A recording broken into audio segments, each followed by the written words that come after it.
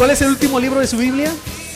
Apocalipsis. Encuentre por favor conmigo el capítulo número 5.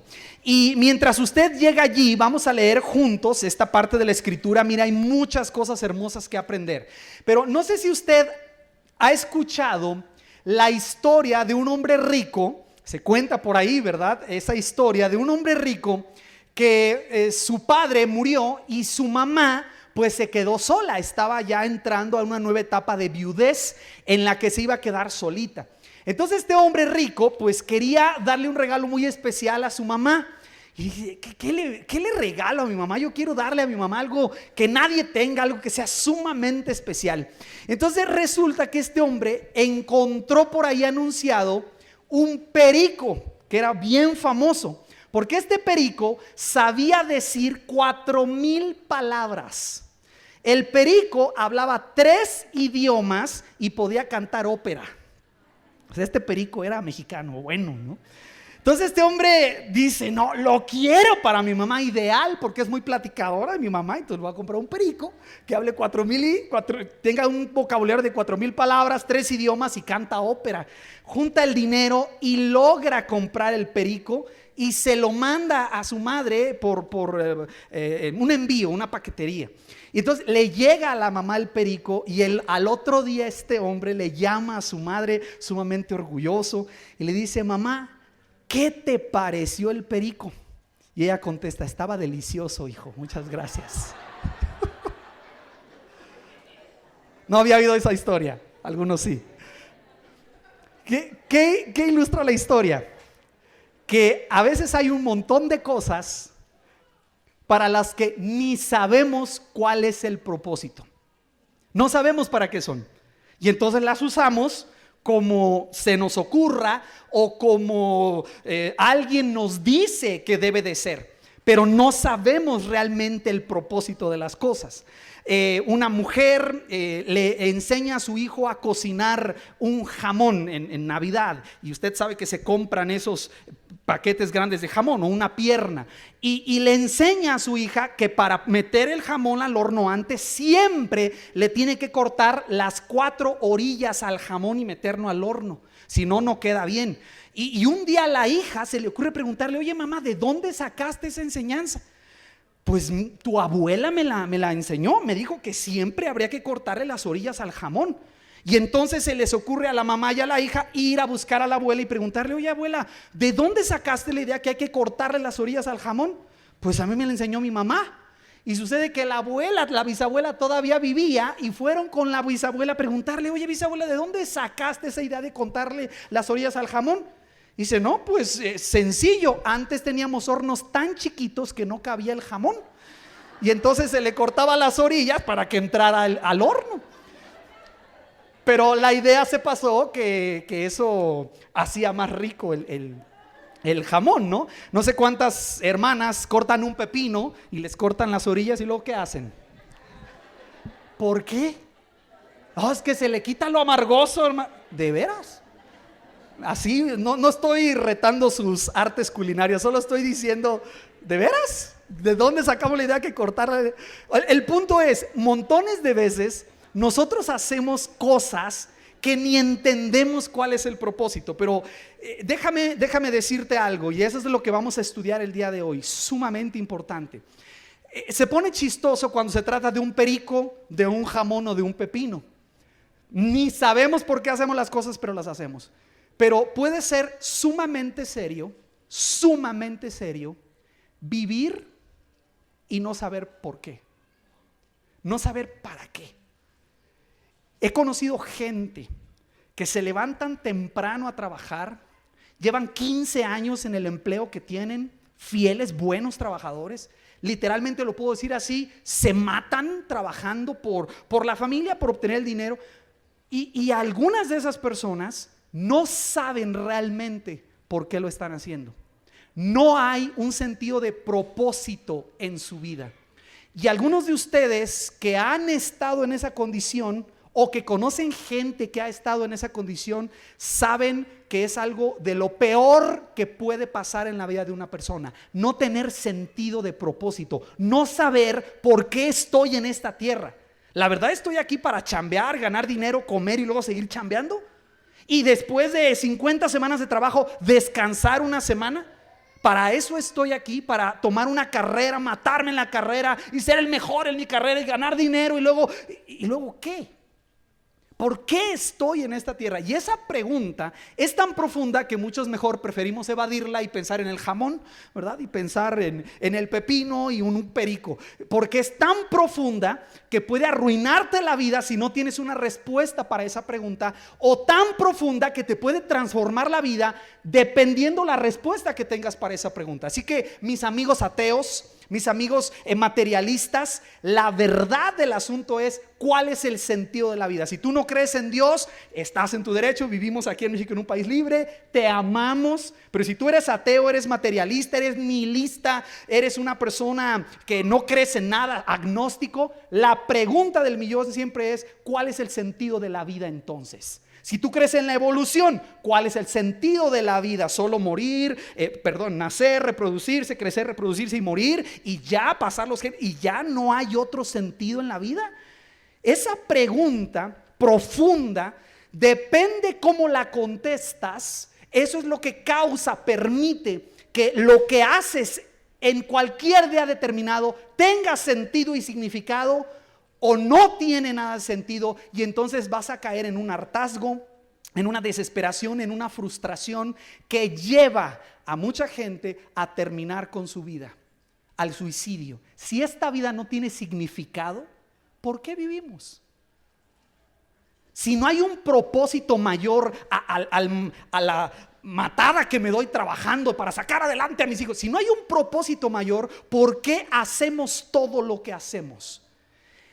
Déjame decirte que lo que vamos a estudiar hoy, literalmente, no digo eso de cualquier cosa, literalmente te puede cambiar la vida completa, darle un giro de 180 grados a tu vida completa, darle significado, enfoque, dirección. Probablemente entonces, no siento que me vaya a morir, pero si me fuera a morir, este sería el mensaje más importante que yo te podría decir y más condensado que contiene la Biblia. La respuesta a cuál es el significado de la vida, el propósito de la vida. Y para entenderlo, necesitamos empezar en Apocalipsis. Curioso, donde termina la Biblia. ¿Encontraste el capítulo 5? ¿Sí lo tienes allí? Vamos a abrir juntos nuestra Biblia en el capítulo 5 y vamos a ver, como muchos de ustedes ya han escuchado y han oído, una pequeña fotografía, un video, si me permites usar tu imaginación, en el cual Dios nos va a dejar ver cómo termina la historia humana, cuál es el final de la película. Si vemos desde el principio y todo lo que ha pasado en la historia y el siglo XXI en el que vivimos, año 2015, ¿cuánto falta, pastor, para el fin del mundo? No sé cuánto falta, pero lo que sé es que en la Biblia se nos enseña cómo va a terminar la historia. Y te voy a mostrar en una foto, en un video, cómo Dios dice que esta historia termina. Lee en tu escritura, capítulo 5 de Apocalipsis, versículo número 8. Atención, dice: y cuando hubo tomado el libro, está hablando de un cordero que está delante del trono de Dios en el cielo, ¿sale? Y Dios tenía un rollo en su mano, un libro. Entonces el 8 dice: cuando el cordero hubo tomado el libro, los 4 seres vivientes y los 24 ancianos se postraron delante del cordero. Todos tenían arpas y copas de oro llenas de incienso, que son las oraciones de los santos, y cantaban un nuevo cántico diciendo, acabamos de decirlo nosotros aquí en Santa de Vida hoy, ¿no? Digno eres de tomar el libro y de abrir sus sellos. Ahora, ¿por qué? ¿Por qué está recibiendo toda la gloria el cordero? Dice: porque tú fuiste inmolado y con tu sangre nos has redimido para Dios de todo linaje y lengua y pueblo y nación, y nos has hecho para nuestro Dios reyes y sacerdotes, y reinaremos sobre la tierra. Entonces fíjese, en esta escena vemos a Dios en el trono, el cordero que es Cristo recibiendo toda la gloria. ¿De parte de quién? ¿Quién le está dando gloria al cordero? ¿Quiénes? Gente, dice allí en tu versículo número 9, de todo linaje. Al final del 9, lea al final. De todo linaje y lengua y pueblo y nación. Con esa misma idea, avanza una página y llega al capítulo 7, si eres tan amable. Y en el 7:9 tenemos otra foto de cómo termina la historia. 7:9 de Apocalipsis. Después de esto miré, y he aquí, ¿qué dice tu Biblia? ¿Cuántos? Una gran multitud. ¿Qué tipo de gente hay ahí? La cual nadie podía contar, de todas naciones y tribus y pueblos y lenguas, que estaban delante del trono y de la presencia del Cordero, vestidos de ropas blancas y con palmas en las manos. ¿Qué están haciendo estas personas? Están cantando. ¿Y qué dicen? Verso número 10. Clamaban a gran voz diciendo: la salvación pertenece a nuestro Dios, que está sentado en el trono y al Cordero. Entonces, ¿cómo termina la historia? ¿Tú y yo en una playa desierta viviendo felices por la eternidad? ¿Tú y yo en el trono recibiendo la gloria de los ángeles? ¿Cómo termina la historia? ¿Quién está en el centro de toda la historia? Dios y su Hijo Jesucristo están recibiendo la honra, la gloria y la adoración de todas las culturas que existen en esta tierra. Gente de toda lengua, de toda nación, de toda tribu y de todo pueblo. Entonces, ¿qué aprendemos cuando yo pregunto cuál es el significado de la vida? La Biblia responde de esta forma muy sencilla. La Biblia responde que Dios, no el hombre, es el centro absoluto de toda la existencia de este universo. El hombre es la creación más especial de Dios, pero nosotros no somos Dios. Y aquí empieza el detalle. Cuando tú y yo nos ponemos en el centro, es cuando empiezan los problemas. Cuando tú y yo nos ponemos en el lugar que solo le corresponde a Dios, es cuando empiezan los problemas. Mi vida no tiene sentido si yo soy el centro. Y si quiero que todo el universo se acomode a mí, no va a tener sentido, porque ¿cuál es la triste realidad? El universo no se va a acomodar a ti, porque el universo tiene un dueño y un rey, tiene un Dios todopoderoso que está por encima de todas las cosas, y su Hijo Jesucristo, a través del cual tú y yo los podemos conocer. Entonces, la primera cosa que la Biblia nos dice es que Dios es el centro de toda la historia, no el hombre. Dios es el centro del final de la historia, del principio de la historia. Y este libro, llamado la Biblia, nos cuenta que Dios es el centro. Y ese Dios tiene un plan. ¿Cuál es ese plan? Que gente de todas las naciones bajo el cielo, de todas las etnias, participe en su reino. Ese es el plan de Dios. Escuche bien, no se decepcione con lo que voy a decir, pero escúchelo bien. El plan de Dios principal no es hacerte feliz a ti. No es que logres bajar los 8 kilos de dieta que te propusiste en enero. No es darte el auto que tú sueñas, ni darte las vacaciones que tú sueñas. Dios te lo puede dar, claro que sí, totalmente. Te puede sanar en un instante, claro, porque es Dios. ¿Te puede hacer rico y millonario? Sí puede, porque es Dios. Pero escucha el mensaje bíblico. Ese no es la prioridad en la mente y el corazón de Dios, porque tú y yo no somos el centro. ¿Se fija cómo cambia el asunto? Que en lugar de que yo, si sufro y estoy con dolores y problemas de salud, le reclame a Dios, eso va a pasar si yo creo que soy el centro. ¿Qué pasó, mi genio? ¿Me fallaste? Y froté la Biblia 7 veces y no me cumpliste lo que yo quería. Todo se destroza, todo se desacomoda cuando yo me quiero poner en el centro. Es más, piénsalo, para aquellos de ustedes que les gusta analizar su fe, entre más estás tú en el centro, más sufres. Más sufres porque la vida, el mundo, esta tierra, Dios no se acomodan a ti. Entre más tú te pones en el centro, más difícil. Déjame darte un ejemplo. Cuando me operaron, salió aparentemente todo bien, me mandan a mi casa. 5 días después tuve que estar de regreso en el hospital. Muy mal. ¿Para qué te cuento todo lo demás? Pero muy mal. Entré a nuestro sistema de seguridad social fabuloso que tenemos en México y usted sabe, estaba lleno, como toda sala de urgencias en un hospital, lleno, gente padeciendo por aquí, por allá. Y fíjate lo que voy a decir, gracias a Dios alcancé a acostarme en unas sillas. Gracias a Dios alcancé a acostarme en unas sillas. Y ahí en el instante Dios me enseñó: tú no eres el centro, muchacho. Pero me duele, Señor. Acá mira, ya hasta le hacía así para ver, ¿no? Si había misericordia. Dios me tuvo misericordia porque aquí estoy vivo, pero no acomodó el mundo a mí. Sé honesto, te sientes mal y duele algo y ya entras a un hospital. ¿Qué es lo que todos quisiéramos? Bueno, primero que no nos doliera, pero si sí nos duele. Vemos mucha televisión y soñamos a los médicos en cámara lenta corriendo hacia nosotros, ¿cierto? Todos los queremos que nos den una atención así, porque claro, me duele, tengo un problema, pero el problema es, otra vez, que pensamos que nosotros somos el centro. Y pocas veces, francamente, cuando estamos enfermos nos ponemos a pensar en los demás. Entonces, ya estando yo ahí, fíjate, gracias a Dios, acostado, porque había otros pacientitos con su suerito, su batita formidable del Seguro Social que no te tapa acá atrás, ¿verdad? Y estaban sentaditos los señores destapados acá atrás, ¿verdad? 15 horas, yo estuve 11 horas en una silla fría con una sábana, pero yo no soy el centro. Dios es el centro de este mundo. Dios es el rey. ¿Duele? Sí. ¿Lloras? Sí. Pero yo no soy el centro. Entre más me pongo yo en el centro, más sufro, porque los doctores no vienen a mí. La enfermera no me atiende cantando, tiene que atenderme con una sonrisa. ¿Se fija?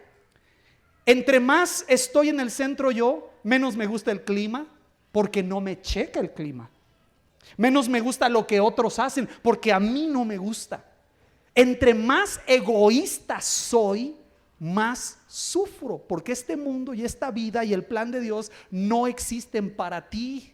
Tú y yo no somos el centro. El centro es nuestro Padre Celestial y su Hijo Jesucristo, que está a la diestra en el trono. Hay un trono y hay un rey en ese trono. Y el rey, te aviso, no eres tú mi rey, ¿sí? No es usted mi reina. El rey se llama Jesucristo. Él es el rey de todos los reyes. Entonces, ¿cómo se obtiene significado de la vida? Entiende que esta vida no tiene significado si se tratara de ti. Esta vida adquiere su significado cuando ponemos a Dios en el centro y entendemos que Él tiene un plan.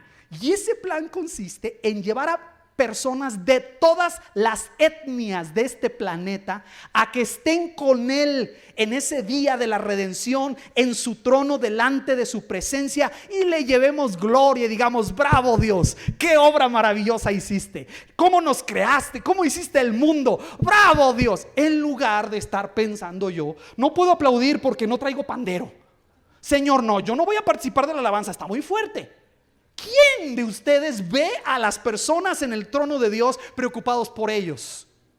¿Quién de ustedes ve a alguien que diga: no, Señor, bájale por favor el volumen? Ese sonido como de trompetas que dice la Biblia que se oía, como estruendo de grandes aguas. ¿Cómo crees que va a ser el sonido de todas las gentes adorando al Señor? ¿Cómo crees que va a sonar? ¿Despacito? ¿O va a decir: no, muchachos, cállense porque le molesta el oído a él? No griten tan fuerte, no chiflen, ¿qué es eso? ¿Por qué no va a decir eso Dios? Porque nosotros no somos el centro. Él es el centro y tiene un plan de redimir gente de entre todos los pueblos del mundo para que le conozcan y le adoren. Y entonces cambia la cosa, porque hasta este libro, la Biblia, lo ves diferente. Es normal, cuando venimos a la Biblia todos, ¿qué es lo primero que vemos? A ver qué me dice a mí, a ver qué dice de mí, a ver qué tiene para mí. Y agarramos la Biblia y la volteamos de tal manera, hacemos malabares, que terminamos haciendo de la Biblia, que es la historia de Dios, un libro acerca de mí. Qué curioso. ¿Ha visto las ediciones de promesas? ¿La ha visto? Nada malo, o sea, vaya y compre una. Pero ha visto que hay Biblias para ti. Aquí están todas las promesas que Dios tiene para ti. Reclama en el nombre del Señor lo que sea. Es más, lo que pise la planta de tu pie va a ser tuyo. Y ahí andan los hermanos pisando carros y pisando casas ¿Es un libro acerca de ti? Sí, habla de ti, de cómo Dios te ama. Habla de ti, de cómo Dios te quiere llevar a su reino para que participes en él. Pero el centro de este libro no eres tú. El centro de este libro es Dios y su Hijo Jesucristo, que murió en una cruz para hacer posible que tú y yo participemos de ese reino en el cual vamos a estar glorificando al Señor. La respuesta bíblica básicamente es que la vida tiene significado cuando pones a Dios en el centro y entiendes que Él tiene un plan para que todos los pueblos del mundo le adoren. Esa es la primera respuesta bíblica, bien sencilla.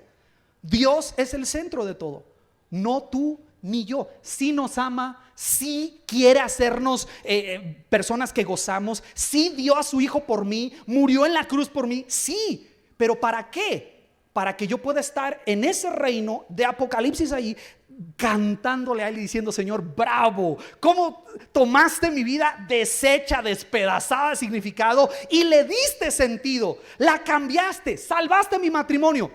Bravo, Señor. Ese es el plan de Dios. No es yo. Pobrecito, está sufriendo. Mira, bájale la temperatura porque mi hijo está sufriendo. Y lo digo con todas sus letras. El evangelio más popular hoy, evangelio entre comillas, es un evangelio que pone al hombre en el centro y le hace creer al cristiano que Dios está para servirle, que Dios está para a lo que tú digas. Tú nomás di en el nombre de Jesús y mira, vas a ver, te va a hacer rico y millonario.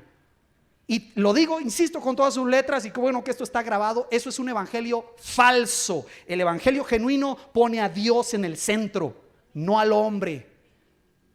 No al hombre. Cuando eso pasa, tu sufrimiento adquiere significado. Tus carencias, bueno, ahí están. ¿Y qué? Yo no soy el centro.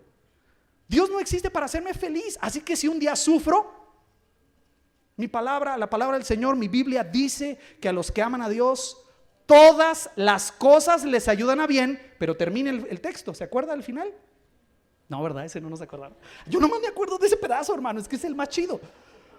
A los que aman a Dios, todas las cosas les ayudan a bien, a los que conforme a su propósito son llamados. No a los que no, a los que no andamos en su propósito. A los que estamos en su propósito. El sufrimiento tiene su lugar. Pero otra vez, ayuda a saber que yo no soy el centro, ayuda mucho. Y en la primera cosa que te dije, Ruth, ¿te acuerdas? Entraste al hospital ahí y ya no me dolía la cabeza ni la rodilla, ya me dolía el frío de la silla. 11 horas ahí. Y lo primero que le dije: entre más uno piensa que tiene expectativas, entre más uno piensa que lo deben de atender bien, más sufres. Porque pobres doctores, nomás te pasan por un lado y llenos de sangre, y luego con vómito para allá y luego para acá. Y las enfermeras con 20 pacientes cada. Pero si tú dices: yo soy el centro, atiéndanme a mí, más sufres, más te cuesta, porque te pones tú en el centro. Imagínate una comida que vas con tu familia y tú crees que tú eres el festejado y no eres tú. ¿Qué oso te imaginas? Bueno, vamos a cantar las mañanitas y tú te paras así, ¿verdad? Gracias. Y no es para ti, es para el niño de 3 años.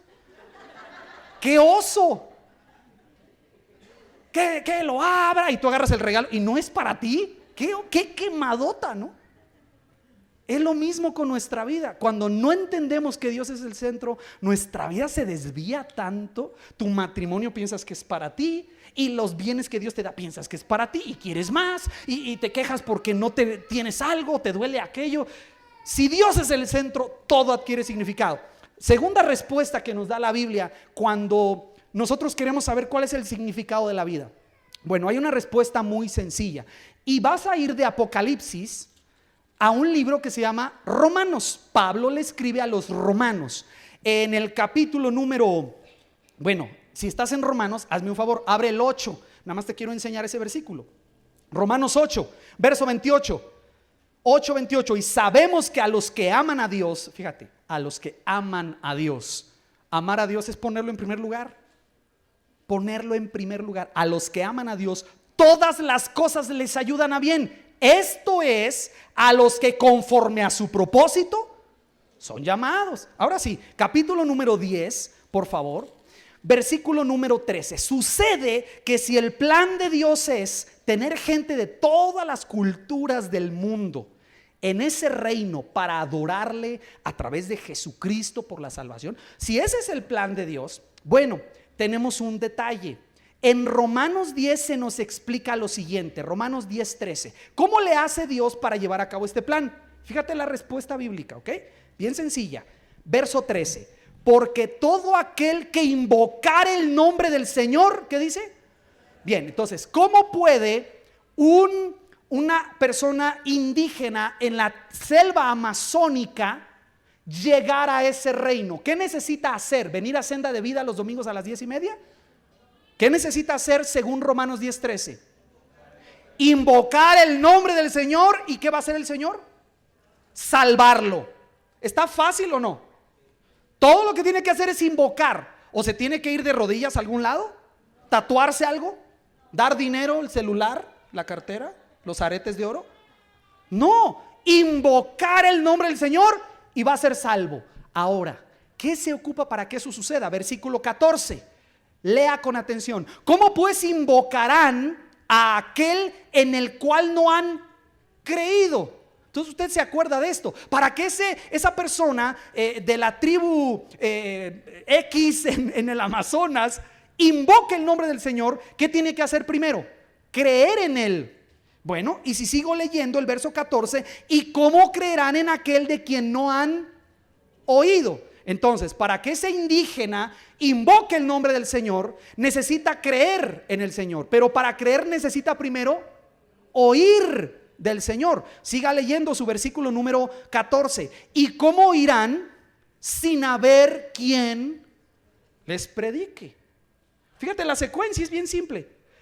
Si invocan, el Señor los salva. Pero para que invoquen tienen que creer en el Señor. Pero para creer primero tienen que oír. Y para que oigan, alguien les tiene que predicar. Y el versículo 15 que dice: ¿y cómo predicarán si no fueren enviados? Como está escrito, cuán hermosos son los pies de los que anuncian la paz, de los que anuncian buenas nuevas. O sea, para que los pueblos del mundo participen del plan global de Dios, necesitan primero tener acceso al evangelio de Jesucristo.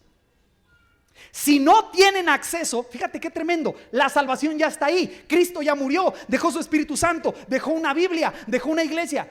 Pero esas personas que viven en el fondo de la selva amazónica, en la parte central de África, en las partes del Medio Oriente, sin las noticias del evangelio, no pueden ser salvos, no porque Cristo no haya muerto, sino porque no invocan. ¿Y por qué no han invocado? Porque no han creído. ¿Y por qué no han creído? Porque nunca han oído.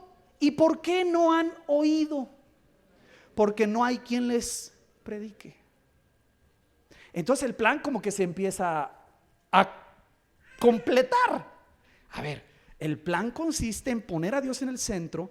Y el Señor, que tiene la prioridad, quiere un pueblo de todas las etnias del mundo. Excelente, ya entendí el plan, muy bien. ¿Cómo se logra eso? Ya vino Jesucristo. ¿Qué tienen que hacer? Invocarle, nada más.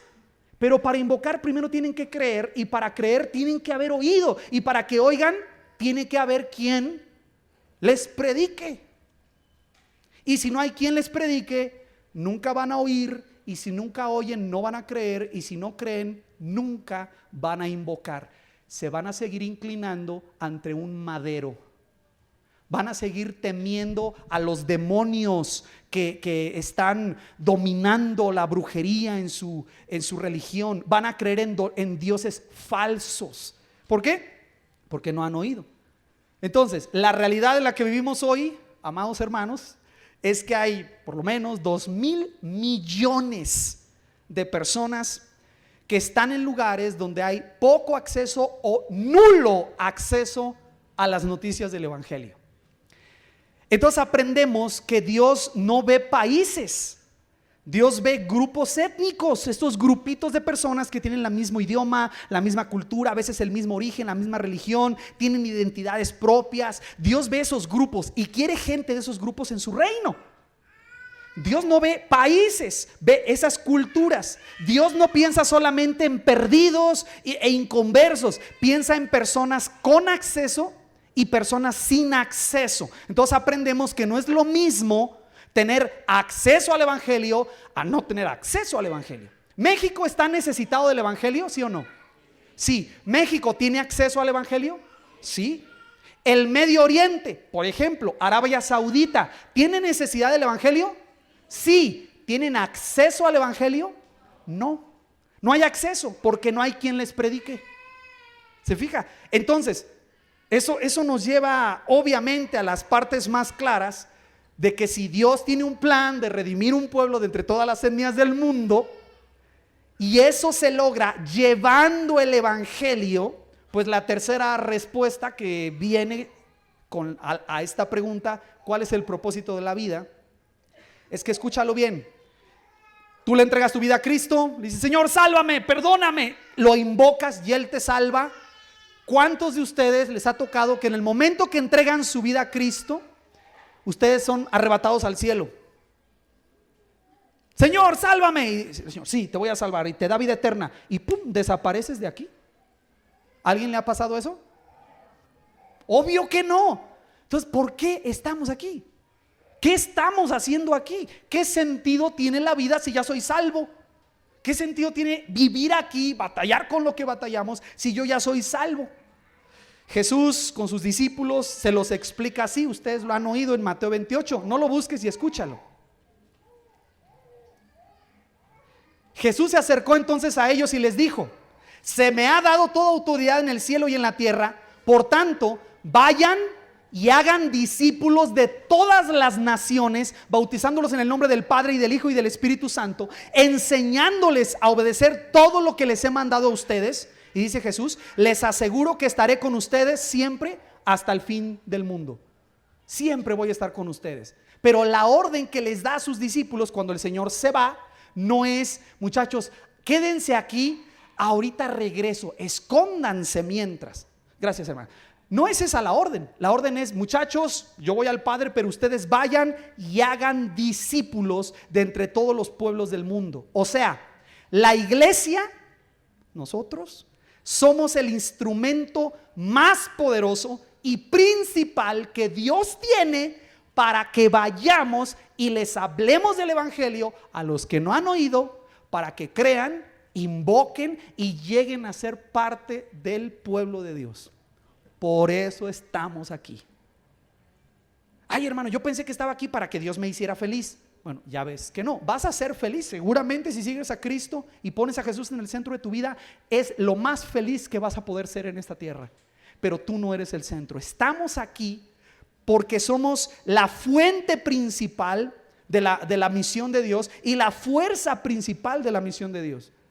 Dios quiere entonces que ese grupo de cristianos, escúchelo bien por favor, ese grupo de cristianos que ahora son servidores de Jesús, se encarguen de llevar el evangelio aquí cerquita y lejos al mismo tiempo. No es hasta que terminemos aquí vamos a ir allá. Por eso Dios nos dejó aquí. Entonces te estoy contestando cuál es el propósito de la vida aquí. Si tú eres cristiano, te lo puedo afirmar con la evidencia de la Escritura. Si tú eres cristiano, ya eres hijo de Dios. El propósito de que estés vivo en esta tierra es porque tú eres la principal fuerza de Dios y la principal fuente de Dios para llevar el evangelio a los que no lo han oído. Por eso estás aquí. Ay, yo pensé que estaba aquí para que el Señor me hiciera feliz. No, te aviso, o sea, no te agüites, pero te aviso, o sea, así es, el Señor es el centro. Yo los veo a algunos diciendo: tengo que renunciar a mi maquillaje. Posiblemente no. Pero escuche lo que estoy diciendo. Nosotros no somos el centro de esta existencia, ni como cristianos. Más como cristianos somos los que hemos puesto al Señor en el centro de nuestra vida. Él es mi rey, Él es mi Señor, Él manda, yo hago lo que Él me ordena. Y sabemos que gran mayoría de las veces Él nos ordena amar a nuestro prójimo, cuidar a nuestra esposa, y es como nuestra vida va cambiando. Nos da razones para vivir. Él nos dijo: ustedes me van a ser testigos en Jerusalén, Judea, Samaria y hasta lo último de la tierra. En esos 4 lugares, no solo aquí y no solo allá, simultáneo. Por eso estamos aquí, por eso ponemos esta lona, por eso se traen bocinas y alguien toca una guitarra. ¿Para qué todo eso? Porque estamos en esta tierra para ser la fuerza principal de Dios y la fuente principal de Dios para llevar su mensaje al mundo. Ahora, ¿qué tiene que ver esto con usted? Vamos a terminar con este pasaje en Romanos. ¿Todavía tiene abierta su Biblia en Romanos? Excelente. Encuentre el capítulo 12 conmigo y vamos a cerrar la idea. Si el plan de Dios es tener un pueblo formado de gente de todos los pueblos del mundo, y para eso ellos tienen que oír el evangelio, y para eso Él dejó a su iglesia en esta tierra, pues la pregunta lógica es: ¿qué onda conmigo? Porque algunos de ustedes allí están ahorita abriendo Romanos 12 y están pensando, no, pues sí está padre, la iglesia tiene que predicar. Pero la clave aquí es, ¿quién es la iglesia? Y algunos dicen, pues el muchacho que toca la guitarra es la iglesia y los 4 ujieres. No, la iglesia son esas 3 lonas preciosas que tenemos, eso es la iglesia. ¿Qué es la iglesia? Personas. ¿Y qué personas forman la iglesia? Todos los que han sido redimidos por la sangre de Cristo forman la iglesia. ¿Sí? O sea, yo y tú y yo, usted y yo formamos la iglesia. ¿Qué dice la Biblia? Romanos 12, mire qué interesante. Versículo 4. Porque de la manera que en un cuerpo tenemos muchos miembros, pero no todos los miembros tienen la misma función, claro, ¿no? Eso es lógico. Versículo 5. Así nosotros, siendo muchos, somos un cuerpo en Cristo, y escuche eso, todos miembros los unos de los otros. ¿Entiende esa verdad? Si usted es un cristiano, usted es miembro del cuerpo de Cristo. ¿Qué miembro en su cuerpo no sirve para nada? No va a decir el cerebro, no. Todavía no terminamos, sigan conmigo. ¿Qué miembro de su cuerpo no sirve para nada? Aquí tenemos médicos o enfermeras. Le dicen, el apéndice. ¿No? El apéndice sirve para inflamarse y que te operen. No, todos los miembros del cuerpo tienen una función. Y usted me ha escuchado dar este ejemplo. Yo traigo un reloj aquí. ¿Este reloj es miembro de mi cuerpo? No, entonces no es indispensable. Yo lo puedo quitar, lo puedo sacar, lo puedo tirar y yo sigo siendo Alejandro. Sigo siendo. Pero si un miembro falla, ¿qué pasa con los demás? ¿Se duelen con él? No es, es tu problema, rodilla. No, yo no sé. Yo, la izquierda, no te voy a cargar. Olvídalo, tú es tu problema. No, el cuerpo automáticamente, fíjese cómo naturalmente, si esta rodilla no sirve, esta pierna se hace más fuerte y más grande y carga todo y cojeamos, ¿verdad? ¿Por qué cojeamos? Porque todo el peso del cuerpo se balancea ahora a la pierna fuerte porque esta ya no quiere trabajar. Y a veces te pasa con un ojo, ¿no? Y a veces este no oye y volteas el otro. Con esta mano lavas la otra. Así es el cuerpo. Pero vuelvo a la pregunta, ¿qué miembro de tu cuerpo no sirve para nada? Ninguno. Todos tienen una función. Versículo número 6. Aquí viene la aplicación para una iglesia. De manera que teniendo diferentes dones, según la gracia que nos es dada, si el de profecía, úsese conforme a la medida de la fe. O si de servicio, en servir. O el que enseña, en la enseñanza. Ahora, perdóneme, déjeme hacer un paréntesis. ¿No le parece medio, perdón la palabra, medio tonto lo que Pablo está diciendo? Si tú tienes el don de enseñanza, ¿a qué te debes dedicar? Amén. ¿Ya ves? Parece tan lógico, pero ¿esto qué quiere decir? Que a veces yo soy un cristiano que tengo ciertos dones para hacer ciertas cosas y me quiero poner a hacer otras. No, hermano, es que a mí me gusta lo de la cantada. Y pasas y cantas como yo. Nomás al Señor le gusta como cantas. No a los demás, otros decimos, bájale, quítale, hermano, córtale. Yo creo que tengo el don de cantar y quiero hacerlo y no. Si Dios me hizo a mí para ser una persona que enseña, ¿qué espera Dios que haga? Que enseñe. Si me dio el don de interpretar la escritura y dar profecía con la escritura, ¿qué tengo que hacer? Eso. Quiere decir que cada persona en esta iglesia fue diseñada por Dios para cumplir una función que el otro no va a cumplir.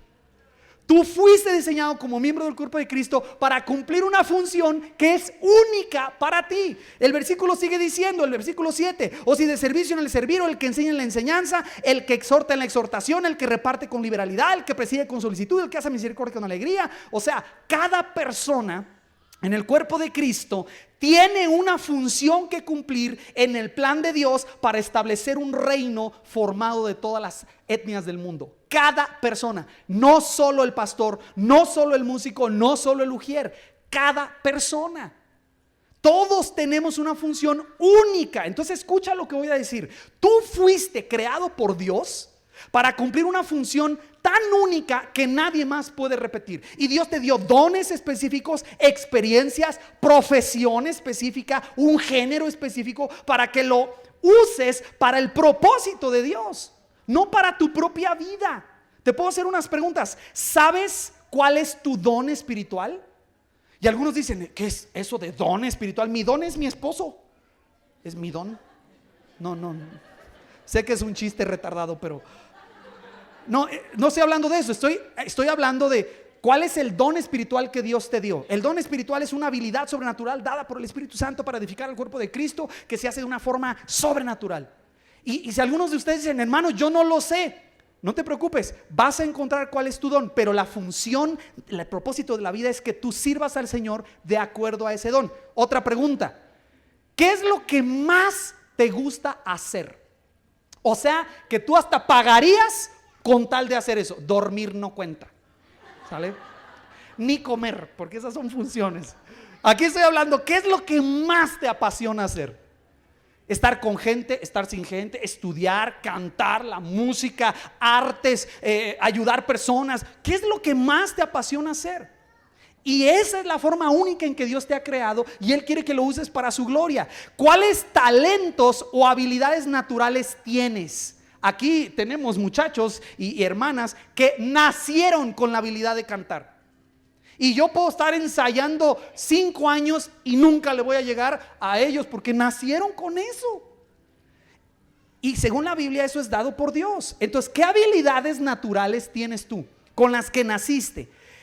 ¿Dónde encajas de acuerdo a la personalidad única que tienes? Tenemos hermanos tan serios y tan así, que tienen una cara de enojones. Son un amor, pero y luego los ponemos de ujieres. Bienvenido, porque llega tarde. Muévase del lugar, muévase. Ay, perdónenos, a lo mejor ese hermano no está en el lugar correcto. No lo sé, pero cada persona fue creada con una personalidad. ¿Te imaginas un Dios tan creativo? Te puso esa nariz porque Él sabía que le ibas a meter en todos lados, pues, ¿no? Y te la da para eso. Pero no puedo yo pretender ser algo que no soy y hacer cosas para las que Dios no me creó, porque Él tiene un diseño específico para cada persona. Una pregunta importantísima: ¿qué oficio tienes? ¿Qué capacidad, carrera tienes? ¿Y cómo esa carrera puede ser usada por Dios? ¿O piensas que la tienes que abandonar? ¿Le dedicaste 8, 10, 15 años en prepararte, a aprender el oficio y lo tienes que dejar a un lado? No, Dios va a usar esa habilidad única que tú tienes. Si todo lo que sabes hacer es pastelitos, Dios lo va a usar. De verdad, a menos que seas Nini, bueno, allí vamos a orar por ti. Pero, ¿me entiendes lo que quiero decir? Todos, si somos miembros del cuerpo de Cristo, todos tienen una ¿qué? Función. Todos funcionan.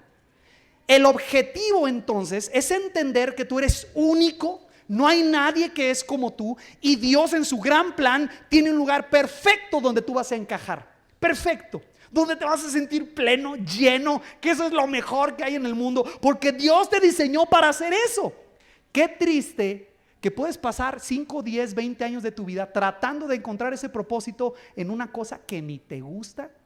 Lo odias, no tiene sentido, te enojas con todo mundo, te quejas de todo, pues porque no estás en el plan, no estás enfocado, no estás alineado con el plan de Dios. Otra vez, porque no se trata de ti, no se trata de mí. Esta vida no se trata de Dios haciéndome feliz a mí. Y aquí está la buena noticia. Estamos intentando, y digo estamos hablando por tu servidor y todos los líderes de esta iglesia, estamos intentando, escúchelo, hacer nuestro mayor esfuerzo para que esta sea una iglesia donde, si Dios te trae aquí, tú encuentres ese lugar que Dios tiene diseñado para ti. Y que nosotros te entrenemos, te enseñemos. No sabes cuál es tu don. Estás inmaduro en tu fe, trabaja en esto. Tu matrimonio tiene problemas, te ayudamos de esta manera. Tienes que crecer de esta otra forma, trabaja. La iglesia sirve para entrenar a los creyentes para alinearse al plan de Dios. Fíjese cómo todo cambia. En ese sentido, entonces, unas lonas no hay problema, ¿cierto? Claro, queremos un techo, y si tiene aire acondicionado, pues mejor. Pero si no lo tenemos, nos olvidamos del plan de Dios. esta iglesia, este grupo de 300, 500 es el centro del universo. No, Dios es el centro del universo y te ha puesto en lugares, escúchame, te ha puesto en lugares donde nadie más va a llegar. Tú ya estás ahí. Eres el único cristiano entre 7 empresarios y eres el único cristiano. ¿Por qué crees que estás ahí? Y el egoísta va a decir: Señor, líbrame de estos 7 pecadores. No, para eso te puso Dios ahí. Sálvame, mándame una empresa cristiana, Señor. No, allí te puso Dios. Vas al kinder, mamita, a llevar a tu hijo y todas las señoras peleoneras, gritonas. Tú no, ellas, ¿no? Gritonas, como decimos aquí en México, argüenderas, mitoteras. Y tú eres la única cristiana. Y a veces: Señor, mándame una escuela cristiana donde todas se amen y cantemos las mañanas. ¿Por qué crees que estás ahí? Porque no se trata de ti. El cristiano egoísta va a pedirle a Dios: sálvame de aquí. El cristiano que se alinea al plan de Dios va a decir: ay, Señor, ya sé por qué me pusiste aquí entre todos estos pecadores, incircuncisos y demás, poseídos o lo que sea, ¿verdad? Que te hayan tocado. Fíjate, entonces el papel de tu iglesia, lo digo claro, el papel de tu iglesia es entrenarte. Y lo más importante, líderes, escuchen esto: el papel de una iglesia y sus líderes es darle ejemplo a los hermanos de cómo se alinea uno al plan de Dios. No es gritarles, no es ponerles en un pizarrón: haz esto ya. No, es darles ejemplo. Para eso estamos los líderes. ¿Me están escuchando, líderes? No es decir con nuestras palabras: hermano, entréguese a Cristo, hermano, rinda su vida al Señor, entregue su trabajo, sea fiel en sus diezmos mayor. No, el ejemplo. Eso es para lo que fue diseñada una iglesia, para que a través de nuestros líderes veamos: mira, así se camina, así se centra uno en el plan de Dios. Por eso estamos aquí. De las cosas más tristes que hay es vivir sin propósito. Yo lo pasé entre mis 14 y 17 años y te digo, es la peor etapa de mi vida. Estuve en vicios, tomé alcohol, probé drogas, fiestas, pero nada es tan feo como vivir sin sentido, sin propósito. Cuando el Señor vino a mi vida, me salvó mi alma.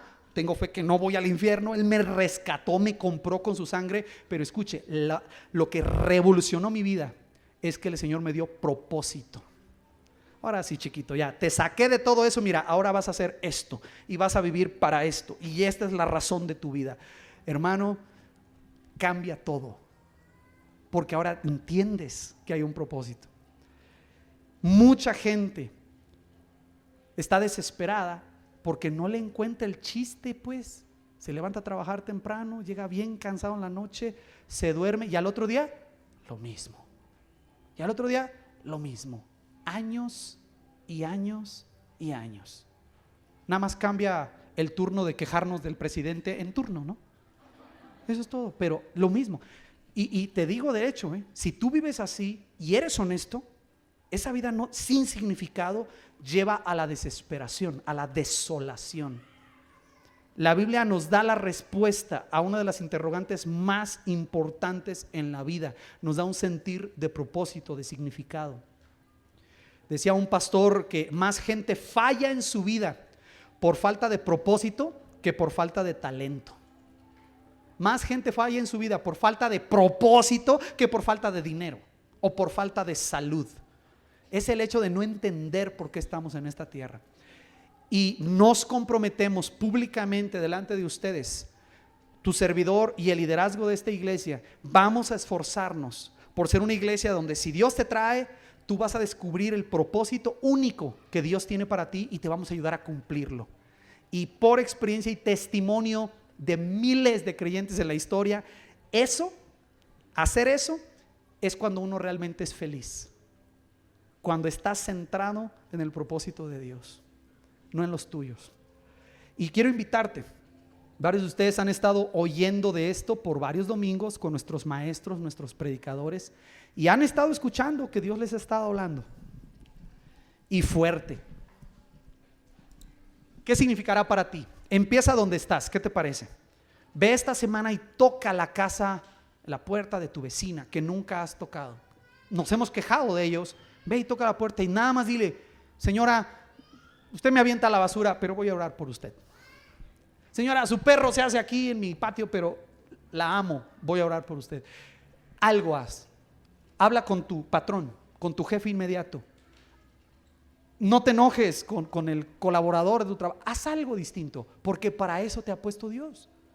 Para eso estamos en esta tierra. No es para ser felices nada más y afanarnos por ser. Estamos aquí para llevarle la gloria al Rey de Reyes, cuando cumplimos su propósito de formar un pueblo de todas las etnias del mundo y llevar el evangelio donde hay necesidad, pero sobre todo donde no han oído. La principal herramienta para hacer eso es la iglesia, y la iglesia eres tú. ¿Estamos claros? ¿Sí? Te quiero invitar a que oremos.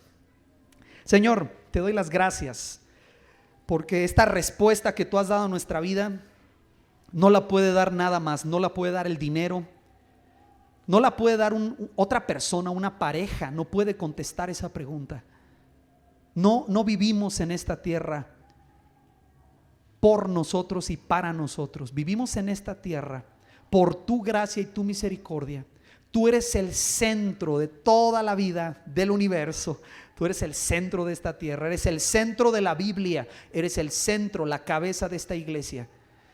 Ayúdanos a alinearnos, entendiendo que no se trata de mí, se trata de ti, Señor, de lo que tú quieres, de tus planes, de tus proyectos, de tu plan maravilloso de formar un pueblo de entre todas las etnias del mundo.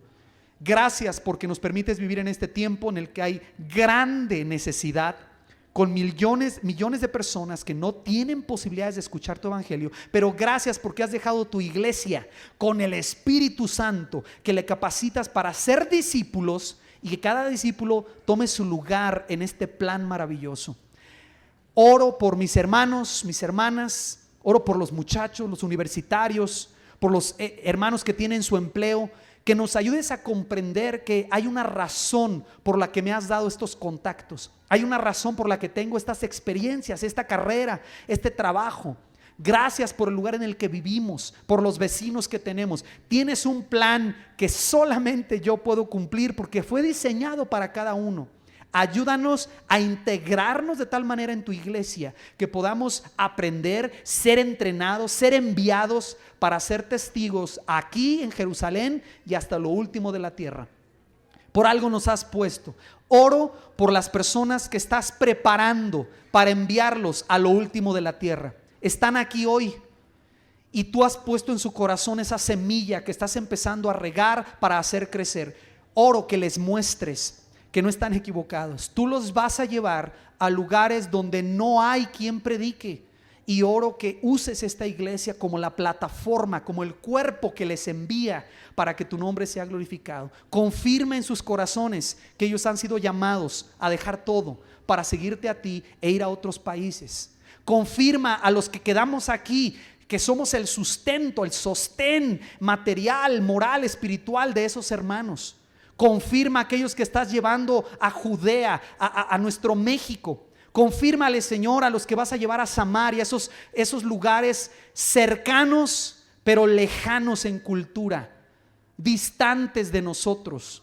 Confírmales que les estás llevando a esos lugares y que todo lo que has hecho es para que ellos lleguen allí y hablen tu palabra y la gente pueda oír, creer e invoquen tu nombre. Y tú los salves, y una vez que los salves podamos participar con ellos en el reino que tú has prometido. Tú eres fiel y vas a hacer esta obra. Gracias, mi Señor. Recuérdanos que tú eres el centro, tú eres la razón de todo lo que hacemos. En el nombre de nuestro Rey, el Señor Jesucristo. Amén.